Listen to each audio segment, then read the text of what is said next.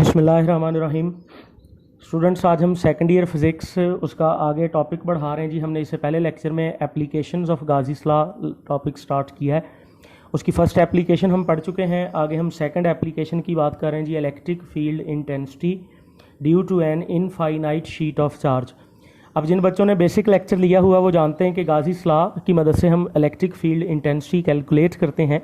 और पहली एप्लीकेशन में हमने एक हॉलो चार्ज स्फीयर लेके उसकी इनसाइड ई फाइंड किया था। आज का बेटा हमारा टॉपिक ये है कि हम एक इनफाइनाइट शीट ऑफ चार्जेस लेंगे। देखो बच्चों, इनफाइनाइट शीट से मुराद एक ऐसी 2 डायमेंशनल सरफेस होगी जिसकी बाउंड्री नहीं होगी, जिसके एंड पॉइंट्स नहीं होंगे। उसकी बेहतरीन मिसाल सिर्फ आसमान दी जा सकती है, उसके अलावा इनफाइनाइट शीट की डेली लाइफ में कोई मिसाल नहीं है। हम इमेजिन इनफाइनाइट करेंगे लेकिन डायग्राम में एक फाइनाइट शीट शो कर देंगे। ये समझो फाइनाइट शीट है जिसके ऊपर बच्चों पॉजिटिव चार्ज यूनिफॉर्मली डिस्ट्रीब्यूटेड है। हमारा आज का टास्क ये है कि इस इनफाइनाइट शीट की वजह से इसके आसपास किसी पॉइंट पे, सपोज इस पॉइंट पे हम कह लेते हैं हमने इलेक्ट्रिक फील्ड इंटेंसिटी फाइंड करनी है।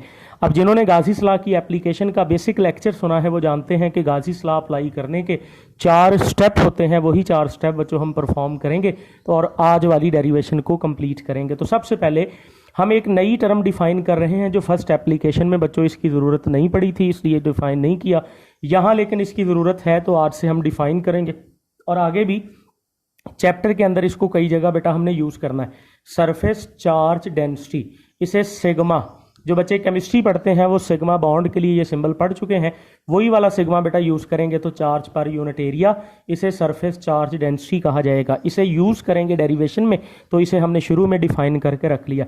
फिर आगे बच्चों हमने कहा जी सर 4 स्टेप अप्लाई करें, तो पहला स्टेप होता है कि हम गाशियन सरफेस इमेजिन करेंगे। तो let a Gaussian surface in the form of cylinder.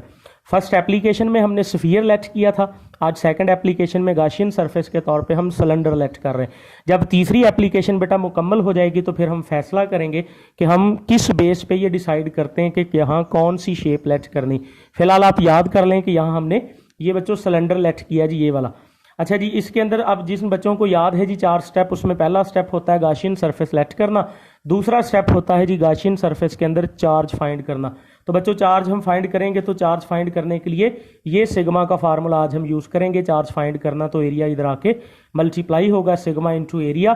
फिर तीसरे स्टेप की तरफ बढ़ेंगे तो गाजीस लॉ यूज़ करना है। फार्मूला लिखा है, चार्ज की जगह सिग्मा इंटू एरिया लिखा है और इक्वेशन नंबर 2 कह के बेटा इसको छोड़ दिया है। फिर आपको याद होगा बच्चों आखिरी स्टेप होता है कि सर जो गाशियन सरफेस आपने लेट की है ना, उसके लिए आपने ई डॉट ए अप्लाई करना होता है। लेकिन आज हम इस सिलेंडर को बच्चों 3 हिस्सों में बांटने लगे। इसको हम कहेंगे फेस 1, इस एंड को हम कहेंगे फेस 2 और बाकी सारे सिलेंडर को कहेंगे कर्व्ड पार्ट।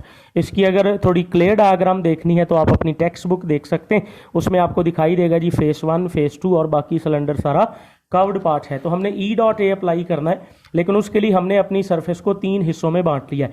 तो पहले फेस 1 के लिए बच्चों ई डॉट ए अप्लाई करें तो ई डॉट ए का फार्मूला हमने लिखा जी E1 A1 कॉस थीटा 1।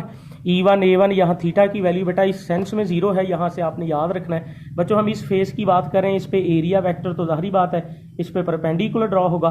और आपने याद रखना है कि बच्चों एक इनफाइनाइट शीट की जो फील्ड लाइन होती है ना, वो आउटवर्ड होती हैं, वो इस तरफ भी आउटवर्ड होती हैं और इस तरफ भी आउटवर्ड होती हैं। तो आप इमेजिन दैट कि अगर एरिया वेक्टर इधर को है तो बच्चों यहाँ फील्ड लाइन भी इधर को है, तो मतलब ये दोनों पैरेलल हैं। इस लिहाज से फेस 1 पे थीटा 0 होगा, तो आंसर आएगा जी E1 A1। अब E1 जो है ये सारी सरफेस पे सेम है और हमने उस फेस के एरिया को A कहा, तो हमारे पास आंसर आ गया जी EA। या तो बच्चों आप 1 1 यूज़ ही ना करें, डायरेक्ट EA कॉस थीटा लिखें, थीटा 0 पुट करें, कॉस 0 1 होगा और EA। या फिर अगर 1 1 यूज़ किया है तो बाद में कह दें कि E1 की वैल्यू E है, चूँकि सब जगह E सेम है, यूनिफॉर्म है, तो E1 को E लेना और एरिया को A। सिमिलरली बच्चों जैसे फेस 1 पे अप्लाई किया उसे फेस 2 पे अप्लाई करेंगे। तो बच्चों जैसे मैंने बोला है कि इधर को भी ये परपेंडिकुलर ई है और यहाँ भी एरिया वेक्टर इधर को होगा, तो यहाँ भी थीटा बच्चों 0 होगा, तो आंसर फिर EA आ जाएगा।